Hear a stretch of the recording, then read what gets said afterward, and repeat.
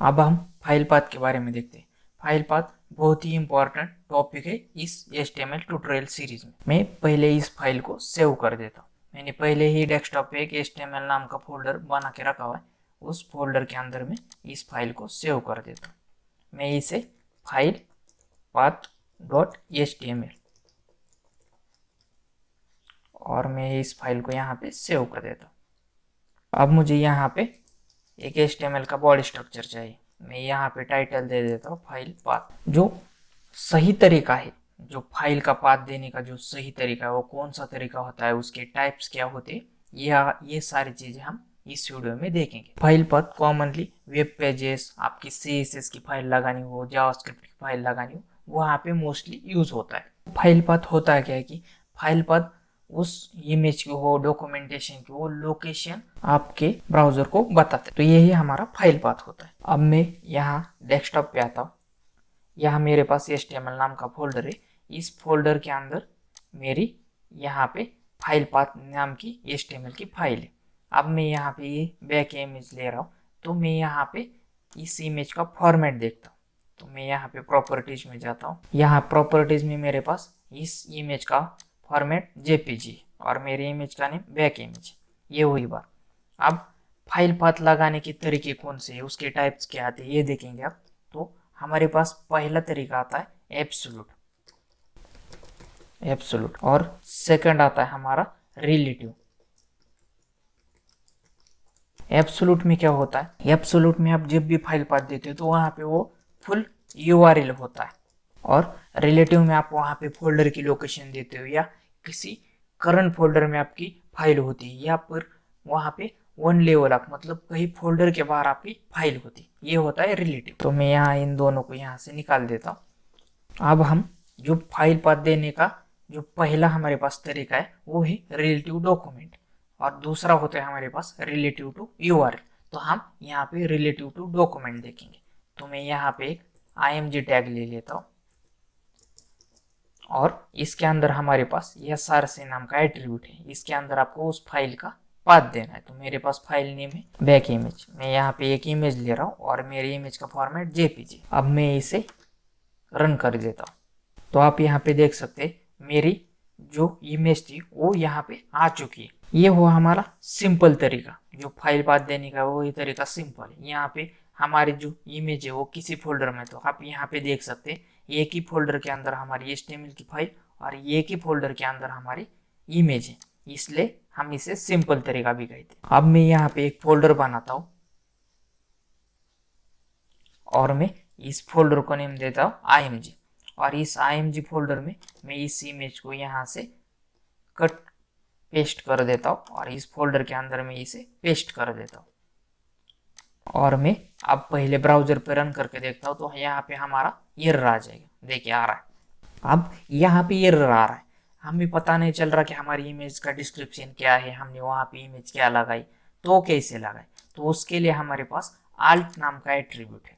तो आल्ट जो एट्रीब्यूट है वो बहुत ही इंपॉर्टेंट है। आल्ट में उस इमेज के बारे में आप डिस्क्रिप्शन दे सकते हो। तो हमारी इमेज कंप्यूटर रिलेटेड है, मैं तो यहाँ पे सिंपल कंप्यूटर कर देता हूँ।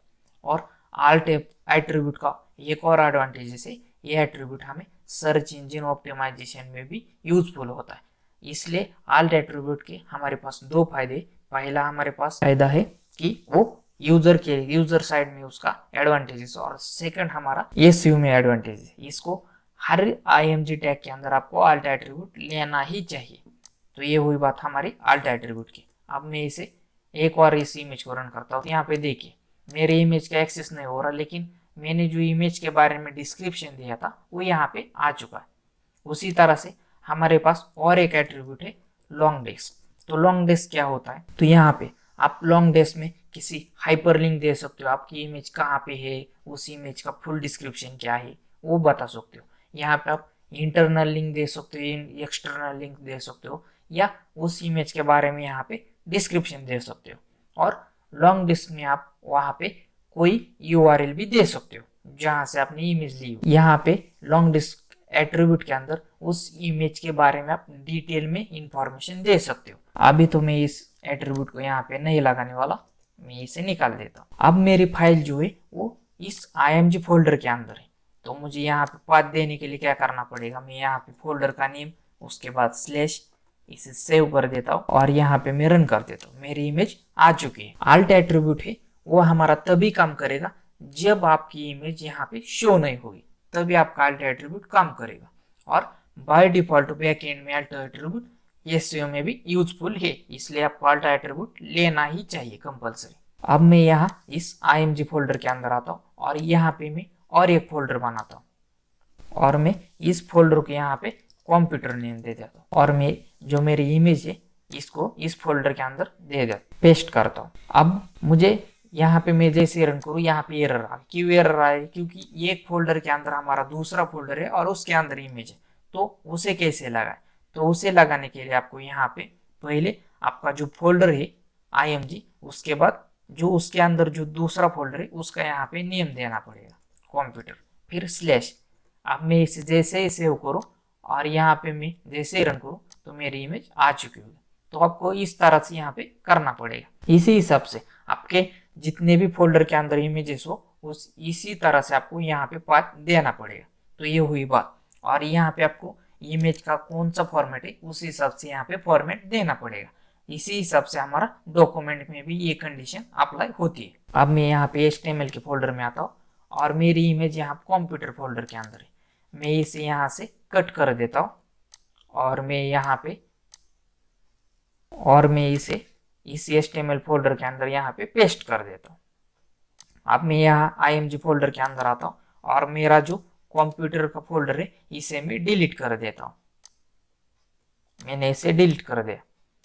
अब मैं इसे ब्राउजर पे जैसे रन करूँ मेरे यहाँ पे एरर आ जाएगी। क्यों एरर आ रही, क्योंकि वो इमेज हमारी और फाइल हमारी एक ही फोल्डर के अंदर है। अब मैं यहाँ से इस फोल्डर का नेम हटा देता हूँ और मैं इसे रन कर देता हूँ तो मेरी इमेज आ जाएगी।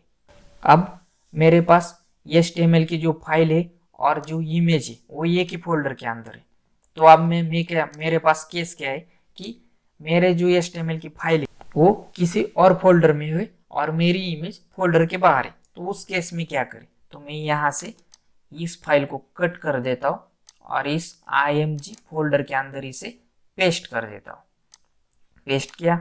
अब मैं इसे ब्राउजर यहाँ से क्लोज कर देता हूँ और जो टेक्स्ट एडिटर पे मैंने ओपन किया था मैं इसे भी क्लोज कर देता हूँ। क्यों, क्योंकि जो हमने HTML की फाइल ओपन की हुई है वो हमने दूसरी लोकेशन पे ओपन की हुई थी और अभी हमारी HTML की फाइल और कहीं और लोकेशन पे, इसलिए यहाँ पे इसे मुझे क्लोज करना ही पड़ेगा।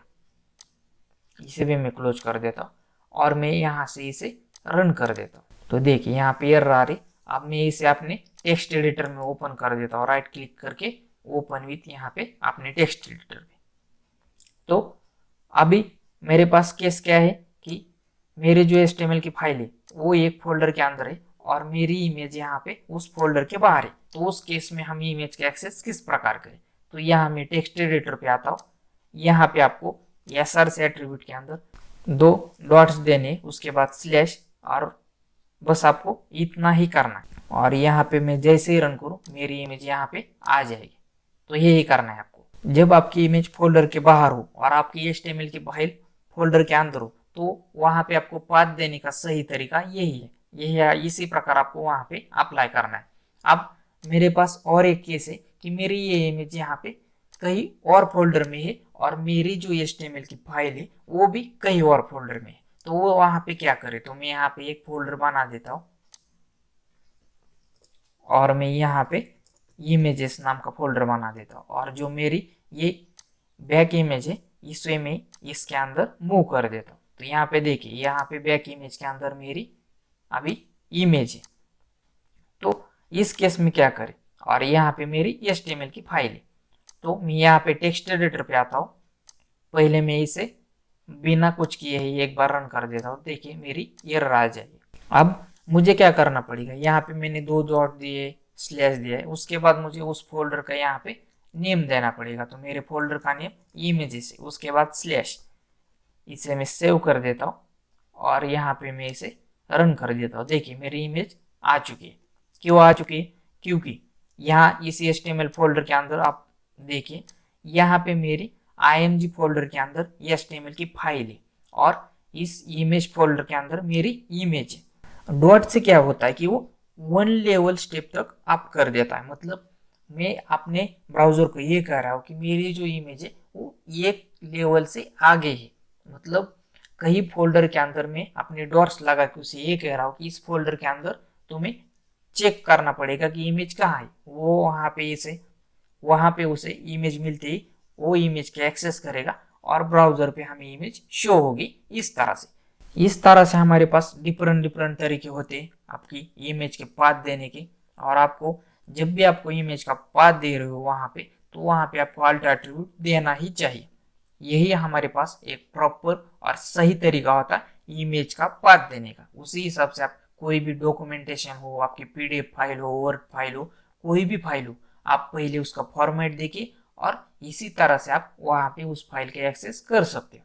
बस उन्हें एक्सेस करने के लिए आपको कोई और टैग का यूज करना पड़ेगा। यहाँ पे आपको जब भी इमेज का एक्सेस करना हो तो वहाँ पे आपको img टैग का ही यूज करना पड़ता है। अब पीडीएफ फाइल आप किस प्रकार आप अपने वेब पेज पर शो करते हो, आप वहाँ पे यूट्यूब का वीडियो किस प्रकार शो करते हो, ये सारी चीजें आपको आगे आगे वीडियो में पता चलेगी। हमारे पास और एक तरीका होता है रूट का। तो रूट क्या होता है कि यहाँ पे मैं अपने HTML फोल्डर के अंदर आता हूँ और यहाँ पे इस टास्क बार में मैं क्लिक कर देता हूँ। तो ये जो है ये हमारा रूट का तरीका है। आप जब भी कोई वेबसाइट बनाते हो और उसे लाइव करते हो तो वहाँ पे आपको जो पाथ देने का तरीका होता है वो रूट का तरीका होता है।